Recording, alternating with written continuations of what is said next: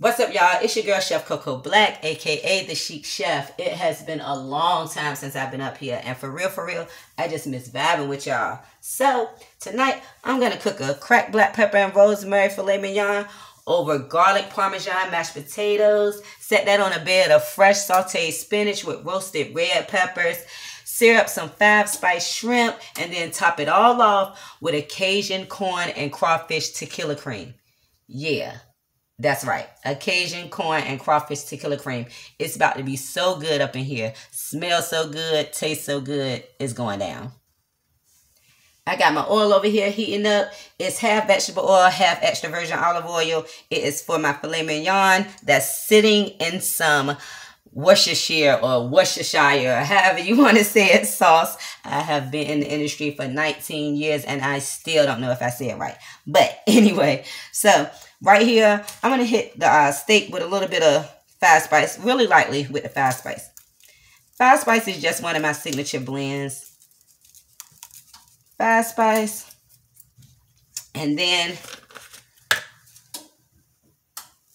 a little bit of steak rub. Real light on the seasoning because the sauce and the other components plus the rosemary is going to be so strong in it, you guys. So, okay, boom. We have that cracked black pepper. Big crack. Being that it is black cracked pepper and rosemary. Let me on. Okay. So, our pan is getting heated over there. Cracking this black pepper. A good amount. I'm going to pack it in there. I like spicy food. If you're going to follow this recipe and you're not big on the spicy food, just sprinkle some cracked black pepper or coarse ground black pepper. Just sprinkle some on the steak. All right, so boom. Y'all see that? This filet is beautiful, y'all. It got a good little marbling, which fillets are not you know, as big as a fatty steak as you would, you know, as a ribeye or something of that magnitude. But I love filet mignons. So, our pan, nice and hot over here. I'm going to go ahead and get the steak in the pan. And that's what you want to hear. Got our shrimp chilling over here. Might as well go ahead and hit it with that 5-spice seasoning that it's going to get. Let that chill out.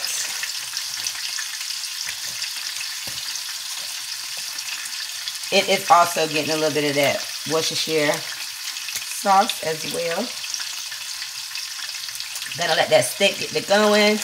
Once it get to going a little more, I'm gonna put some fresh rosemary in there, and then we're gonna baste it with the oil.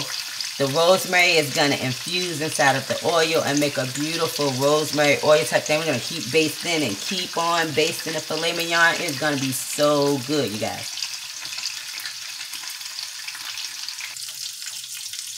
Alright, so I just threw my rosemary in there. Just a stem of rosemary. Nothing, you know, nothing crazy. If I had multiple steaks in the pan, I would use more rosemary. But I don't. We have one. So, go ahead and let that go in there. And I'm going to start basting this rosemary. This rosemary oil. Rose oil, as I like to call it. Okay, so just got a spoon. And when you're basting it, first of all, I have it on medium, a little low, right under medium heat. So, when you're basting it, you just want to tip the pan.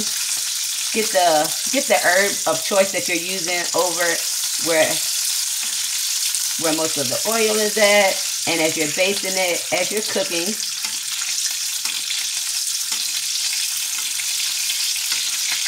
the more and more rosemary is just getting cooked into the oil, and you're hitting the steak with it. And I did start basting it beforehand before the camera came back. So that's why it's already starting to have a cooked look to it, because as we're basting it, we're hitting it with hot oil, so we're cooking it, right? I like my steak medium. I wonder how you guys like your steak. So, however you like your steak, of course, with this thick cut of meat, it's going to take longer to cook if you like medium well done steak. If I wanted my steak to be about mid-rare, then it would be probably a good more 2.5 more minutes on this side, and then I turn it over and I do about another 3.5 minutes. But I want my medium, so we're gonna let it keep going. Right now, I have removed the rosemary to the side, and it's still in the pan, so it's still cooking. It's just not cooking as fast as it would if it was in the oil, so it's getting like a nice toasty thing going on over here in the cut. Our oil has plenty of rosemary in it. I'm going to hit that steak a few more times and go ahead and flip it. So take our tongs and flip the steak. Nice. That's what we want. I want a nice crust on that steak, because remember, we're going to take the steak and we're going to hit it with a sauce. So I want the outside texture of the steak to be nice and crispy so it can stand up against that nice Cajun and corn, crawfish, tequila cream. It's going to be bomb up there, y'all. I'm telling you. Trust me. Trust me. Trust me. Trust me. So, I'm going to go ahead, and I keep filling it because, you know, that's how I'm able to tell the temperature of the steak. Baste a little more on this side. Back. So, we're going to go ahead and check the steak. Yes, filet. And the filet is where I want it to be. Nice crusty on the outside, medium on the inside. I'm going to take it and go ahead and remove it from the pan. I'm going to set the pan to the side because we're going to need some of this later, which right now is a good chance to do that. So, this is for the shrimp. I am going to go ahead and put a little, just a little of our reserved rosemary oil into the pan for the shrimp. We got our shrimp ready. Let that get hot. We're going to hit it with the shrimp. Sear those up real quickly. And then we're going to start on our Cajun corn and crawfish tequila cream. Saute up some fresh spinach. We got our mashed potatoes already ready. I did not want to take the time to do the long mashed potato process. So, on video, it was going to take too long. So, we already got those ready. And we're going to assemble the plate. It's going to be so good. Hold on. So, our oil is heated up. We got our 5-spice shrimp right here. I'm going to go ahead and place them right in the pan.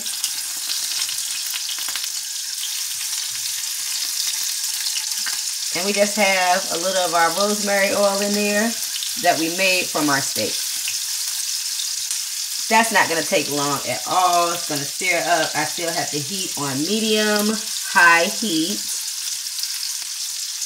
Over here, I have gotten rid of the rosemary stem, but I have reserved a little of the oil and the little bits and pieces that have formed up in the pan from cooking the filet mignon. It's going to be really delicious inside of our sauce. Always want to, you know, whenever you make any kind of pan sauce, always keep those bits and pieces because it's nothing but extra layers of flavor, you guys. Trust me. Trust me, trust me, trust me. Our steak is over here looking beautiful. Cracked black pepper and rosemary.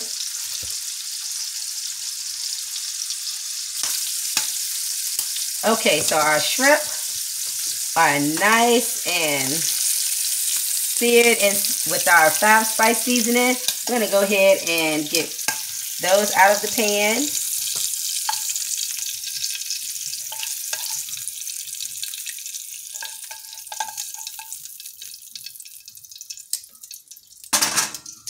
Okay, and I just had an even better idea, you guys. So, we're going to go with the flow. I mean, we're cooking. Ideas come as we go, you know. So, instead of making the sauce inside of the pan that we did the filet mignon in. We're going to reserve that goodness for sauteing our spinach. This pan is going to be the pan we make the sauce in. Right? Seafood sauce? Okay, got it. Okay, so for this sauteed spinach, we got a little bit of garlic. I love garlic and spinach. I love garlic, period. Some roasted reds.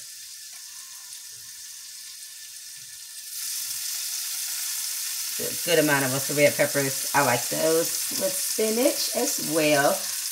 And as well as string beans. Okay.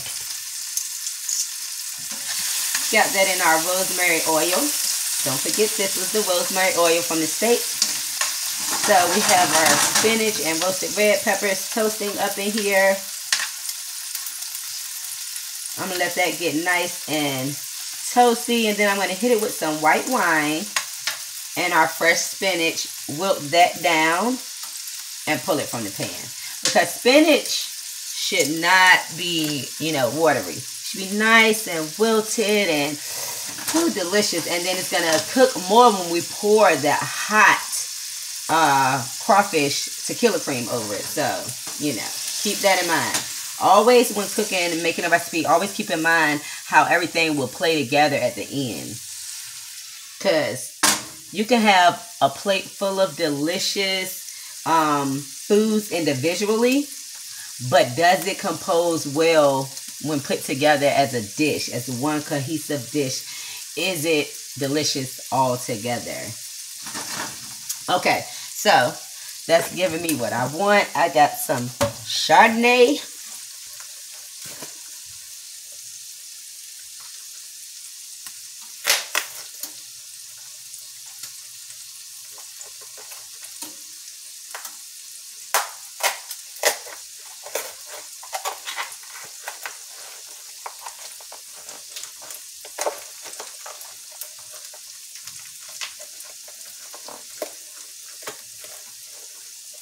Oh my goodness, you guys, that garlic smells so good.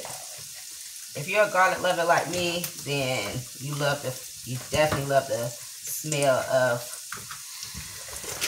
sauteed garlic. Okay, so yes, that's what we want.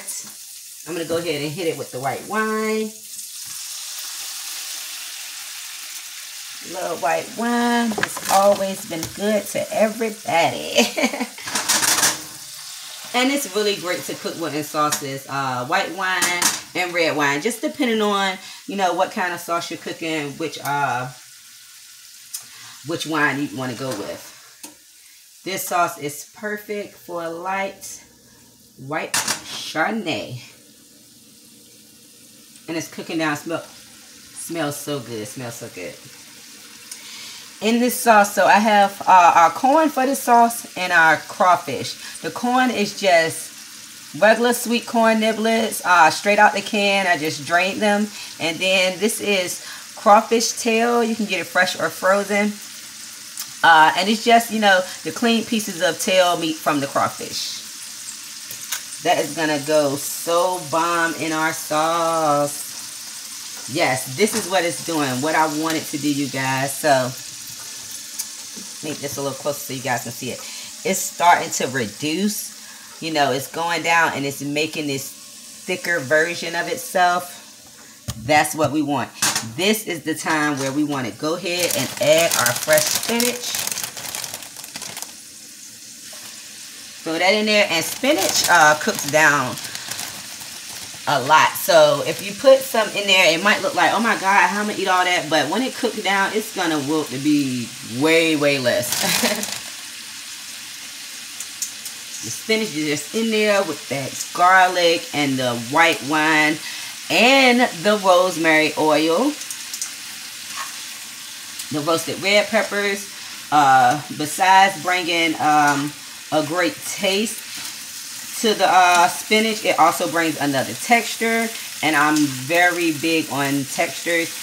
So this spinach is has what we need. It has what we need. We don't need to add any more seasoning. I would add salt, lightly salted, if I wasn't adding the crawfish cream.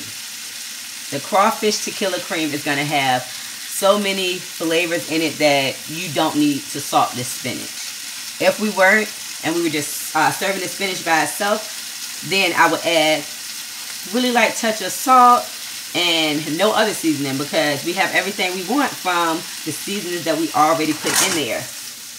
Really simple, but really delicious, you guys. I don't even know why I tried that. Spinach is not the vegetable to toss. But you see how it's wilting down? It's almost ready to go. Like, it's literally almost ready for me to pull it off. I'm just trying to hit a couple other pieces that wasn't hit. And then we're going to pour this off, because this is wilted spinach right here. You don't want it to be cooked down so much that it starts to water. That's it right there. That's exactly what we want. Oh my goodness, you guys. If y'all can smell this. Ooh, baby. So I'm going to go ahead and get this out the pan. And we're going to get our crawfish cream started.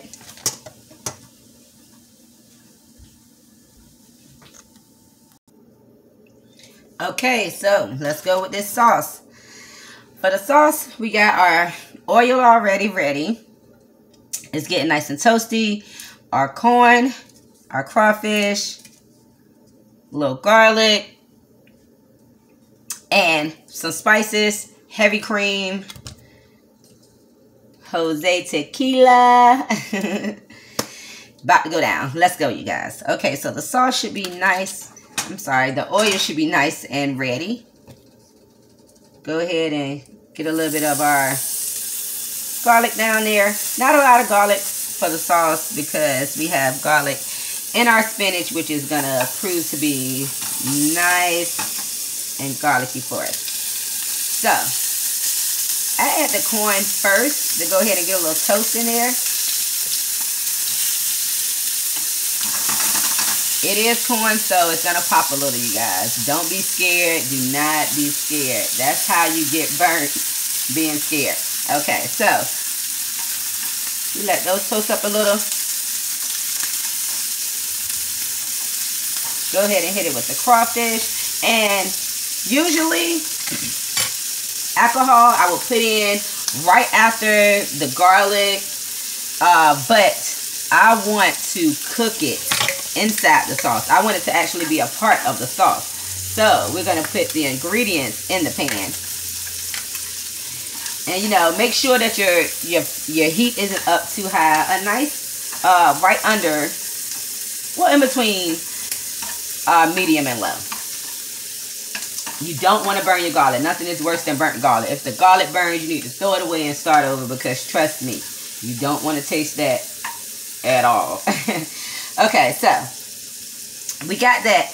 And with this sauce, we're going to season it with some pretty aggressive spices. Just not a lot of it. Pretty aggressive Cajun spices. Just not a lot of it. So, here we go. It's nice and toasty like I like it. Time for the Jose, baby. Boom. Tequila, tequila, tequila. And I want to burn it off a little, so there you go. Hit it with some flame. Let that thing get some burn on us. Yo. Trust me, it's going to be so daggone good. And the longer the flame lasts, that's how you know how much tequila you put in there. So this is some good, this is about to be some good sauce. So as it's still flaming, as the flame is going down, I'm going to go ahead and hit it with a little of my heavy cream. Yo, listen. Talk to me nice or don't talk to me at all. You know what I'm saying? Straight up. So, go ahead and get that mixed in. Turn the fire up a little bit, just a little bit. And it's going to start to work together, mingle so well. And as it's doing all of that, it's going to tighten up, thicken up for us, and become a sauce, baby. Okay? So, I got a little bit of this slap your mama. You going to throw that in there? Slap your mama Cajun seasoning. Boom. A little of the Creole, Tony's Creole. More spice Creole, let me say, because I like things spicy, you know. You can always do as you will with the seasoning level of heat, that is. Or seasonings of choice, you know what I'm saying? If you make what I make sometimes, following what I make, you can go ahead and try seasonings that you like, variations, and see what happens. But I would say for the best results that I can verify myself, if you just use, you know, you're using the ones that I did first to see how you like it, and then you can play on changing it up to, you know, different things. It can be anything. You never know. We almost done. It's almost time to eat. Oh my goodness. Y'all have no idea. Hold up now. It's going to be worth the wait. Okay, y'all. So, our sauce is ready. It has thickened up. It smells delicious. Time to assemble the plate almost. All right, here we go.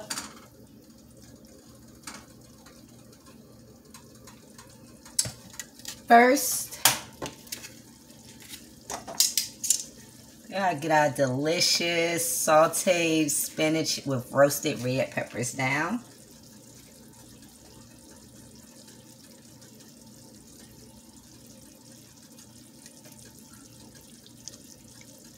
Spread that out, but towards the middle of the plate. The middle, and go ahead and spread it out. Because remember, we're going to sit our mashed potatoes up there.